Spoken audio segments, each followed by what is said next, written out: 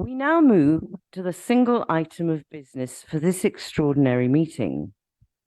In accordance with a request from the 5 councillors who submitted the request to the Mayor, the meeting will consider a single item of business, that being the covenants agreed between the Council and the AELTC when the freehold of the Wimbledon Park golf course site was sold to the AELTC, which is the All England Lawn Tennis Club, in 1993.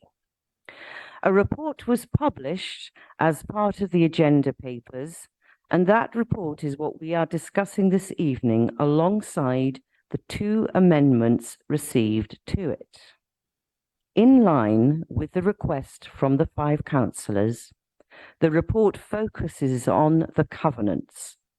The planning application recently determined by the Development and Planning Applications Committee on 26th of October is a separate statutory function of the Council and will not be discussed this evening. The Council is aware of an offer recommendation by planning officers at the London Borough of Wandsworth in relation to the application at that site. The position of the London Borough of Merton is not changed by that recommendation.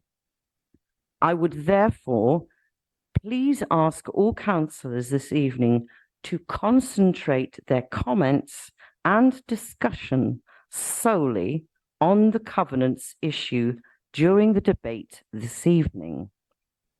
I would also ask that we don't repeat points that have already been raised. I will ask for the report to be proposed and seconded in the normal way. We will then take any amendments in the order in which they were received. We will then move to the debate, and the usual rules of debate will apply. I will call each member who has asked to speak on this item in turn. When there are no further speakers, we will move to the votes. Councillor Christie, please present the report.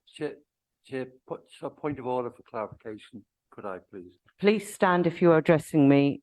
Yeah, what is your point of order? Well, in the planning meeting, if I left the room as a member of the planning committee, the meeting has to stop. Does that apply in this meeting? No, it doesn't. Thank you. Thank you. Kindly seat. Very well. Councillor Christie, please present the report. Thank you, Madam Mayor. I move the report. I also draw councillors' attention to the addendum that was published today or yesterday, correcting a factual error in the report. Thank you. Thank you. Councillor Judge, I understand you are seconding the report.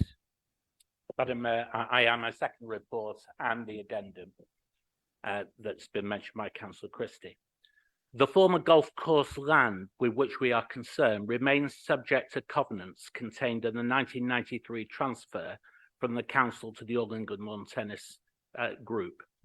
These covenants stand, and so any use of the land must adhere to the covenants. The legal position is unaffected by the current planning process, which has not reached its culmination and may not end for some time. Councillor Garrett wrote to the Chief Executive of the All England Lawn Tennis Club, pointing out the restrictive covenants and requesting she advise how they intend to implement a planning consent, if granted, without breaching those restrictive covenants. The response received, dated the 14th of November, reads as follows. Dear Councillor Garrett, read the future Wimbledon Park Golf Course. Thank you for your letter of 27th of October, 2023. The matters you raise are noted.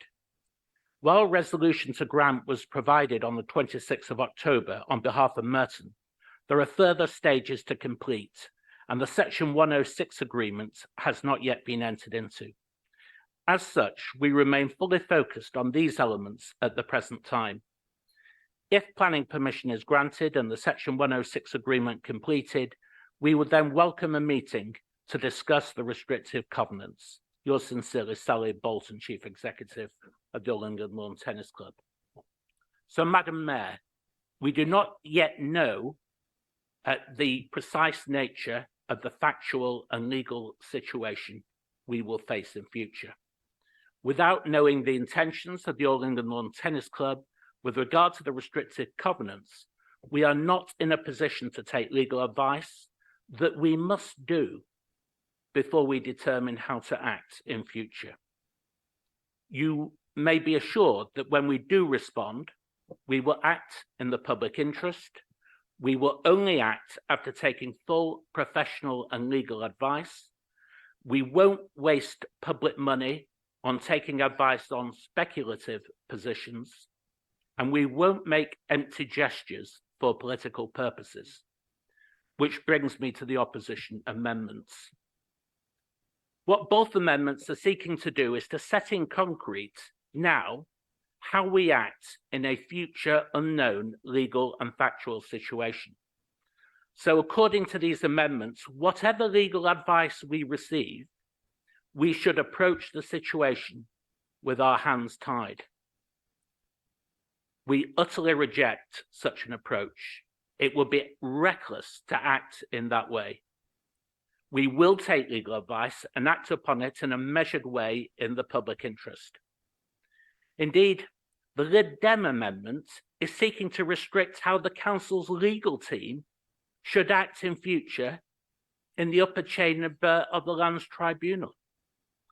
The idea that we should instruct lawyers on such a basis is contrary to the public interest. The future legal protection for land should not be reduced to fodder for LibDem tweets and leaflets. This is not something that any responsible councillors in this chamber should support, and I invite members not to support either of these amendments. Thank you, Madam Mayor. Thank you. We have two amendments and we will take them in the order received, starting with the Conservative amendment. Councillor Austin, please move your amendment. You have 4 minutes.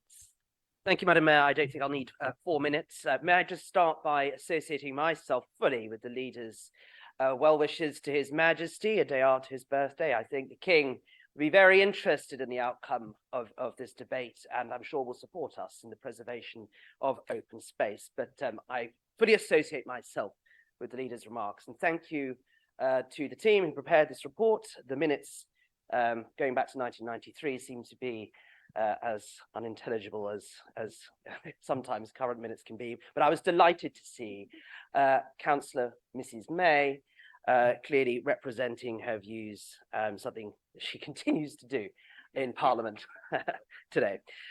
Can I just start my comments on the sort of the underlying debate which the covenants relate to? This is not, and neither was the planning application, this is not about being anti-AELTC or anti the Wimbledon championships, nor is it about questioning Wimbledon's position at the center of global tennis and as a leading national cultural institution. As I said in my speech to Deepak, no one wants to see that change. No one wants to see that any other way. And the report does adopt a wait and see policy, and I understand the rationale actually behind that.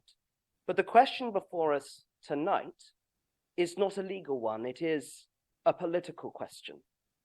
And that is about public trust and the seriousness and the significance which the council gives to undertakings it makes on a long-term basis to members of the public. And I'm sure councillors from speaking to the LibDem motion will rehearse this point.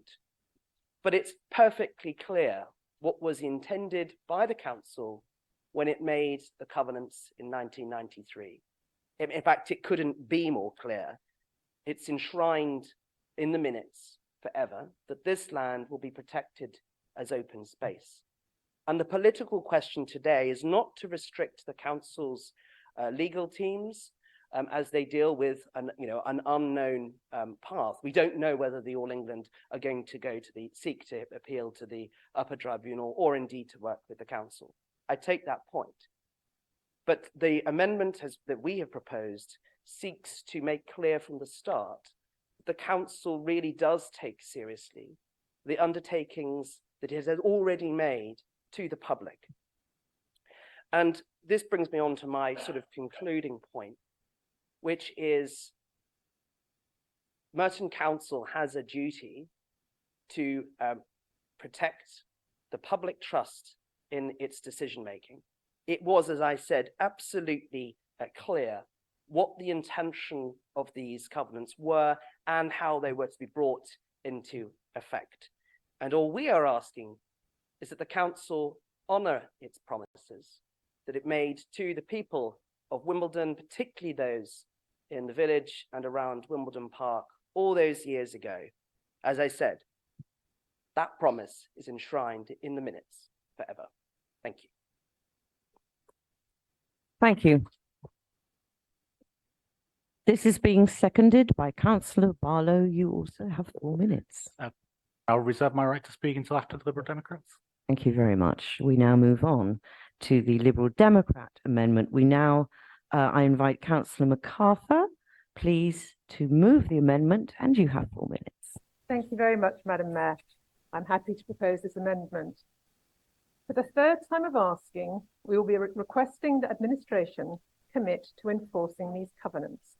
And with apologies to colleagues, I'm going to be repeating some points I made at Council in February in the hope of eliciting a straight answer from the administration. What are we seeking to achieve by repeatedly bringing this issue back to Council, and why is it so important? We are simply asking the Council to keep its promises to the community by requiring the AELTC to likewise keep its promise to the community. When the freehold of the land was sold to the All England Club in 1993, the promises given by both sides were firm and the covenants were watertight. These covenants stated the land could only be used for recreational purposes and would not be built upon. The Labour leader of the council said in council minutes from 1993, "I am totally committed to ensuring that this area remains part of Merton's green space."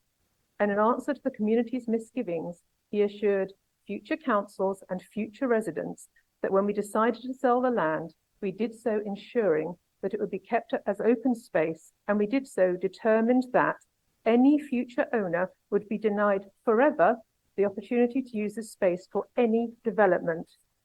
Now, we all know, especially at the moment, that a week is a long time in politics, but forever is surely even longer. So why is this so important? The concerns in 1993, which the council sought to address by these covenants, the potential loss of green spaces, building on metropolitan open land, are even more relevant today. We understand now the urgency of the need to combat climate change, the need for open spaces, for mature trees, for the need for biodiversity. Merton has declared a climate emergency, and if it's serious about reaching its zero carbon targets, it needs to preserve and protect its green spaces. It shouldn't be disturbing reed beds critical to a vast array of bird life, and it shouldn't be allowing overdevelopment in the heart of Wimbledon Park. And then, as Councillor Austin said, there's the question of trust. It's simply astonishing to me that we're having to push Merton on this issue. The All England Club made promises in 1993, and we're simply asking them to honour. If we allow the All England Club to renege on those undertakings, why does anyone think they will feel bound by their current promise to preserve a permissive park? Surely the least we can expect is that the council, who represent the people of Merton, who made promises to them in 1993, who hold the land on trust for them, use its legal power to force the All England Club to keep its word by, if necessary, enforcing its legal obligations. I would remind this chamber that once this land is built upon, the green space is gone, not just now or tomorrow, but forever, and that's a real forever. Thank you, Madam Mayor. Thank you. This is being seconded by Councillor Fairclough. You have 4 minutes.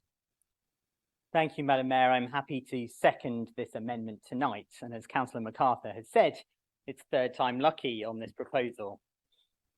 To the nub of the matter. Well, so far tonight, we've heard little from the administration about what they actually believe in. In fact, the report itself is a passionate defence of doing nothing. We've heard already Councillor Judge's somewhat dissembling answer, and I wonder if former leader, Councillor Coleman, would agree with his assessment of a responsible council. His response tries to characterise the Cabinet's role as just one to sit patiently, waiting for the All England Lawn Tennis Club to come to them with a proposal. Now, that's certainly an approach, and it may be the approach that the administration would prefer. But with respect, it's neither standing up for residents nor fighting for what you believe in. We're told we can't do anything without knowing the intentions of the All England Club. Well, again, with respect, I think their intentions are clear. Madam Mayor, in reality, this administration can choose one of three paths tonight. It can back one of these two amendments or both of these amendments.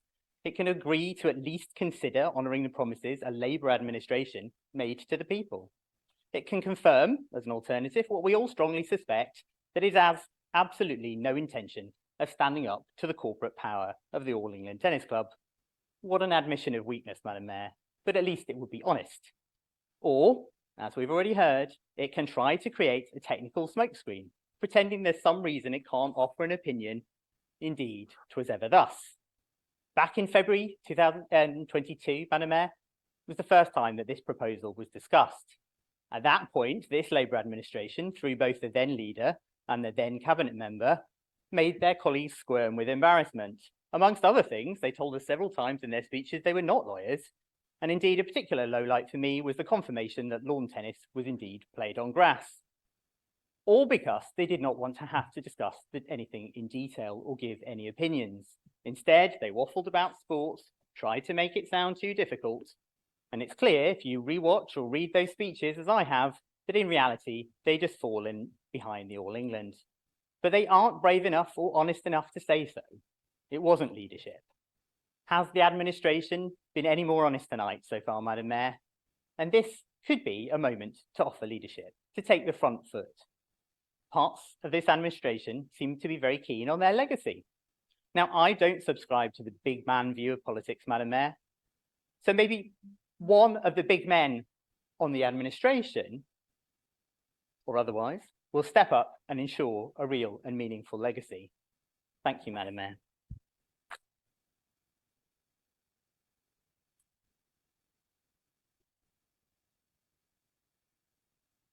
We now move to the debate. The following have indicated they wish to speak. Councillor Hall, you have 3 minutes. Thank you, Madam Mayor. I'd like to speak to this motion. Firstly, I'd like to set out the definition of the word covenant. It is an agreement by lease, deed, or other legal contract. A thesaurus suggests undertaking, pledge, promise, agreement, contract, vow. None of these are in any way ambivalent. These words are firm and unequivocal. There is a clear code of conduct for a local authority's councillors. As holders of elected office, councillors are obliged to keep faith with the trust the public place in them. Core values such as integrity, impartiality, and respect are fundamental to the public's perception of local government performance. Moreover, they require councillors to observe the highest ethical standards when delivering their roles. The London Borough of Merton has an aspiration to be the best performing council in London. Surely, then, it follows that we should all aspire to the highest standards of integrity. If we enter into an agreement with a third party, a legal promise, we should not only keep our word on it, but we should expect them to do so too. I would remind you that in 1993, there was a public outcry against the council's decision to sell off the golf course land to a private club. Promises were made to reassure the community that it would never be built on. No prevarication, never be built on. The council should be in no doubt about the views that the local community have not changed. They believe that this land should never be built on. And they believe that you promised them that. The AELTC promised them that, and there are no substantial circumstances that allow them to renege on their promise. The council should not be enabling them to go back on their promise. And we should not be asking them now how they intend to proceed with the covenant without saying how the council intends to deal with it. They have promised the provision of a new permissive public park. The key word is permissive. You think that maybe we could ask them to promise not to take this park away in a few years' time. How would we do that? A covenant, perhaps? Any change in the future would be passed off as well. Things have changed. And they would expect the council to facilitate this too. And this would lead to substantial disruption to the lives of Merton and Wandsworth residents living near this site. Please do not cause damage to our precious green space, our children's and our planet's future. Keep your promises, enforce the covenant, and ensure that AELTC keep their promises too. Thank you, Madam Mayor. Thank you. Councillor Kohler, you have 3 minutes. Do you wish to speak? Yes. Thank you, Madam Mayor. Councillor Judge, with respect, as you well know, this does not tie your hands. We're asking you to keep your word. It's as simple as that. This is not a legal question, it's a political question. We have a simple request. Will you enforce the covenants you gave you promised to the people of Wimbledon that you would keep to? There's no doubt as to the promises made. Councillor MacArthur has already quoted Tony Coleman. Councillor Brunt, Councillor McCabe, you were there when he said it. He made it clear that these would be preserved in the minutes forevermore. Everyone would know the land would be kept free from building. Look at the Policy and Resources Committee, which you were there at that as well, Councillor McCabe. Look what was said. There are some opposition members have suggested that the All England Lawn Tennis Club will take the opportunity of extending its operation across Church Road into the park. But no, the AELTC just want the freehold of the land primarily to protect its current temporary parking. The AELTC said the same. The AELTC made absolutely clear that they weren't going to build on the land. The chairman said, we completely understand and support everyone's determination to keep the land open, and we have purchased the land on that basis. Likewise, there's no doubt that the actual proposed development will break the promise, as the Wandsworth planning officers have said in their recent report. Officers have concluded that the proposed development would cause substantial harm to the openness of metropolitan open land. There is no doubt the plans that they have been commissioned for will breach the covenants. Whilst the permissive park is simply that, permissive. They can withdraw that permission at any point. The point is, you are in the driving seat. Merton is in the driving seat. You are not supplicants. You own the benefit of the covenant.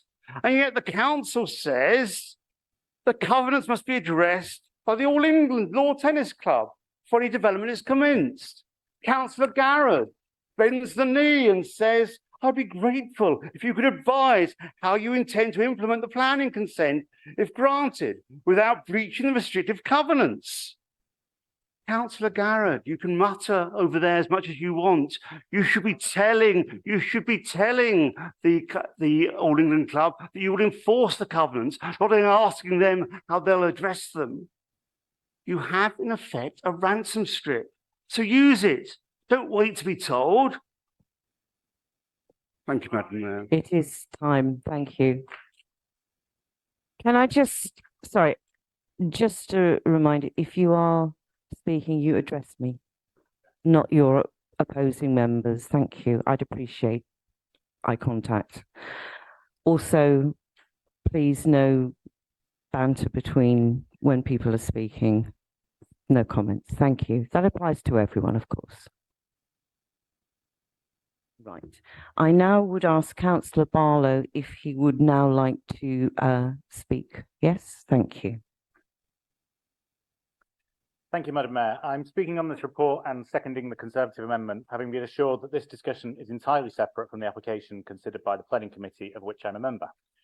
As we have heard, the 1993 covenants were put in place to reassure the residents of Wimbledon that the then Wimbledon Golf Club land would remain free from development. Minutes of meetings at the time said the covenants were intended to ensure there was no misunderstanding or possible misinterpretation. 30 years later, this council has an opportunity to stop any misunderstanding or any misinterpretation by residents, or for that matter, the All England Club. Because the administration's position, as we've heard at the moment, is not at all clear. Indeed, even with the report and Councillor Judge's remarks earlier, we can see a massive contradiction. The report explains that unless the AELTC take the issue to the upper tribunal, it is up to the council to release or modify the covenants. So Councillor Garrett's carefully choreographed letter to the All England following the planning meeting is entirely meaningless. The All England do not need to implement the planning consent without breaching the restricted covenants. Indeed, it's hard to see how they possibly could. I'm sure none of us are so naive to believe that the All England would get to this stage of such a long and expensive process without knowledge that they can be released from or modify those covenants. So residents could conclude that the council doesn't know what it's doing, and the fact that they have to correct their own position on whether the covenants in the addendum must be addressed does not help matters. All residents could, and in many cases I know that they have, concluded that this is all smoke and mirrors. Talking tough on the covenants, safe in the knowledge that the development will happen anyway. Much like when the administration offered the weak reassurance that they would respect the covenants. Thankfully, Labour's Conservative and Liberal Democrat colleagues have come to their aid, providing them with an opportunity to set the record straight and provide them with a strengthened position. And to allay Councillor Judge's fears, though I'm fairly sure that both the Conservative and the Liberal Democrat amendments have both been through legal, so that they won't bind the council's position. So he can rest assured that he's in a legally safe position to support both the amendments, and in a position to be able to say to the All England that this council is committed to this land remaining an open space, and that we resist anything that breaches, modifies, or releases the covenants that protects this land. We may be a borough of sport, but we are also a borough of residents, a borough of green spaces, and we should be a borough that keeps its promises. Thank you, Madam Mayor.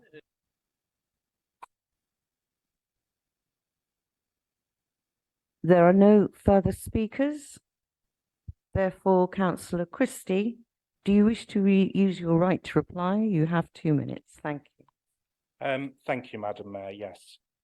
Despite the posturing of opposition councillors tonight, and despite actually that false allegation that there's been any sort of private agreement with the AELTC regarding the covenant, I'd like to remind any members of the public who may be watching or listening of the facts in relation to the covenants on the land of the Wimbledon Park Golf Course site and the prospect that the land may be developed.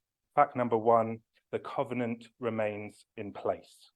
There remains a long planning process ahead before a decision is reached on the application for the former Wimbledon Park Golf Course site.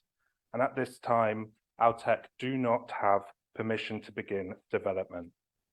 Following the outcome of the DPAC meeting, the Merton DPAC meeting on the 26th of October, it's right that the council seeks expert legal advice on the impact of the covenant, on the impact of the covenant, which is what we are doing. To make public statements on this matter before we have received such advice is premature and frankly reckless. Councillor Judge has outlined the principles through which we will approach this matter. Namely, we will act in the best interests of the people of Merton.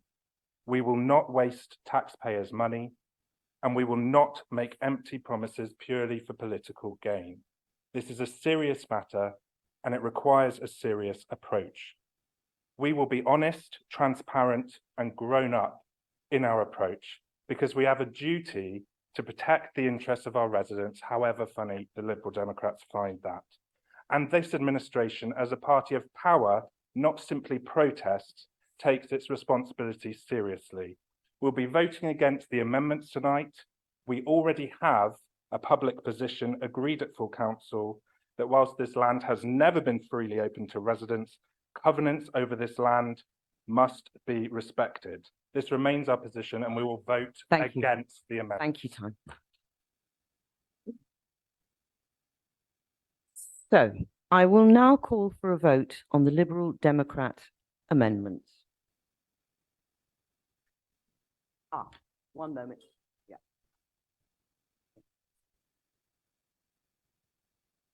Yes.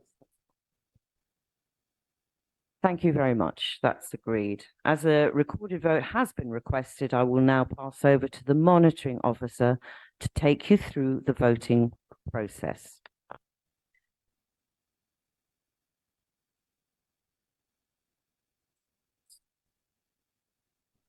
Thank you, Madam Mayor. I will now call out members' names, and if you could indicate, please, for, against, or not voting. Councillor Akagina. Sorry, apologies. This is for the Liberal Democrat amendment.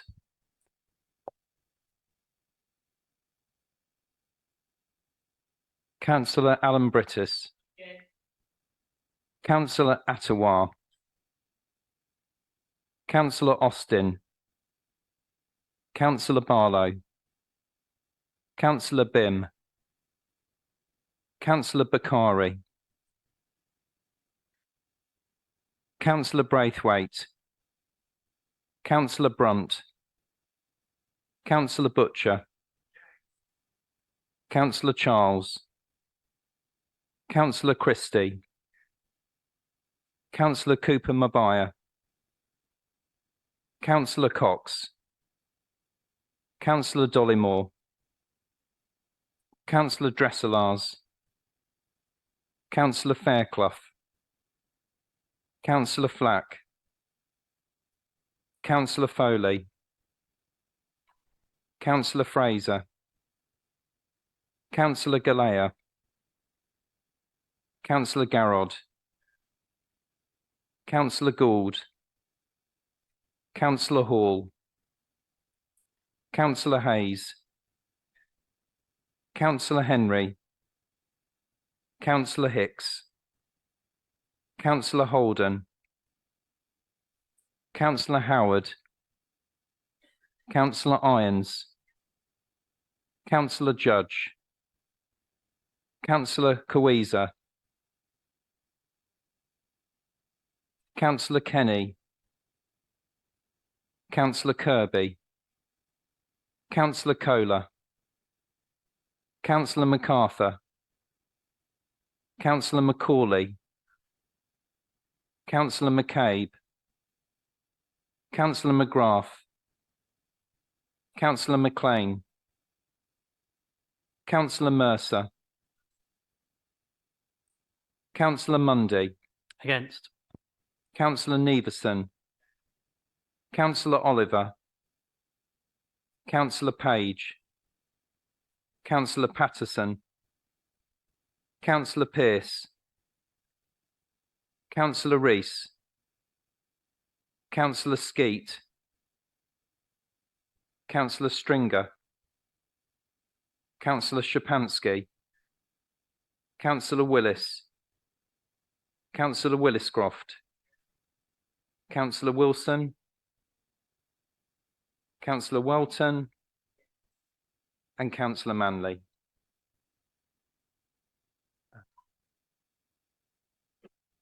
You can. Okay.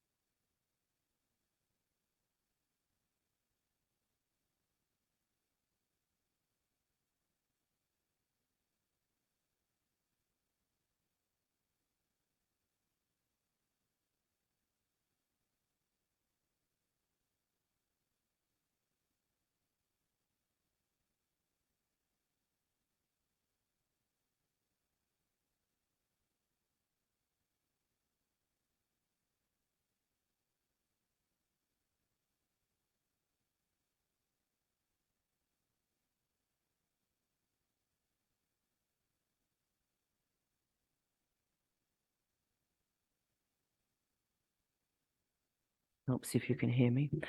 The result is as follows: those for 25, those against 29, those not voting 2. The amendment is therefore lost.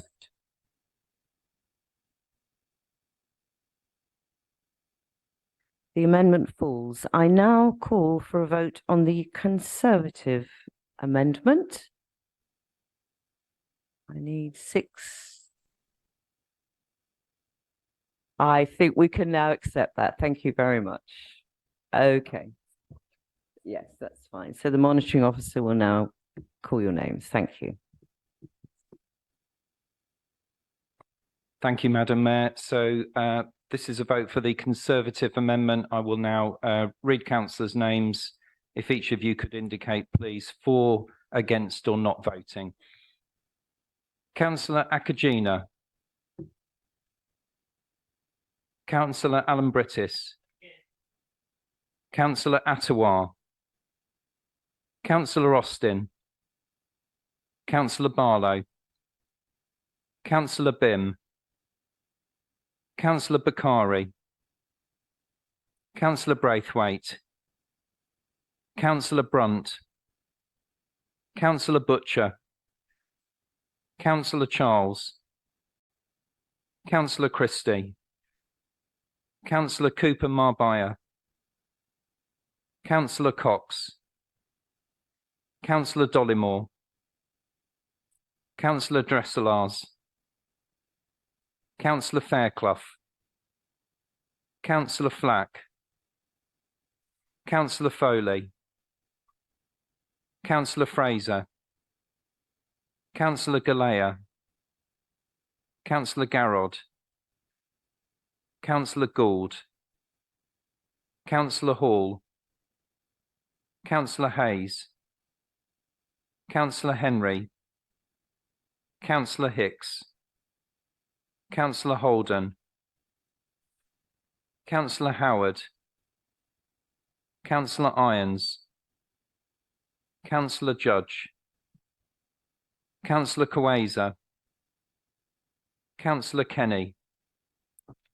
Councillor Kirby. Councillor Kohler. Councillor MacArthur. Councillor Macaulay. Councillor McCabe. Councillor McGrath. Councillor McLean. Councillor Mercer. Councillor Mundy. Against. Councillor Neveson. Councillor Oliver. Councillor Page. Councillor Patterson. Councillor Pearce. Councillor Rees. Councillor Skeet. Councillor Stringer. Councillor Shapansky. Councillor Willis. Councillor Williscroft. Councillor Wilson. Councillor Welton. And Councillor Manley.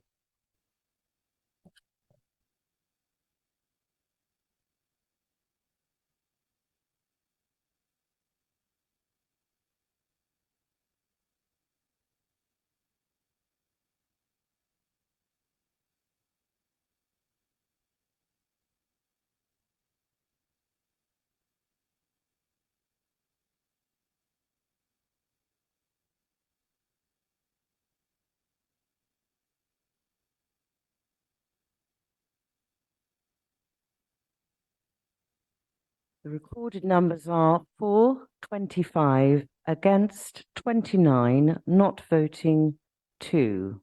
The amendment is lost.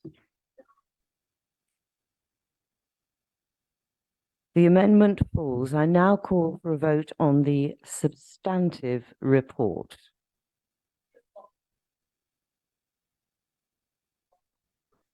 So we need to, okay. Those voting for?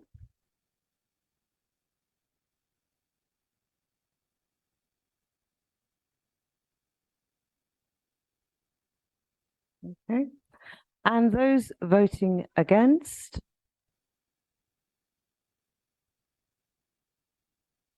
And those not voting?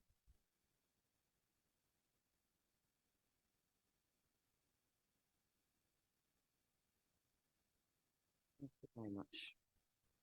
Therefore, the numbers are as follows. Those voting for, 29. Those against, 25. Not voting, 2. Therefore, the decision is that the report is agreed. and with no further business, I declare this extraordinary meeting of the council closed. Thank you all for your attendance this evening, and I wish you good night.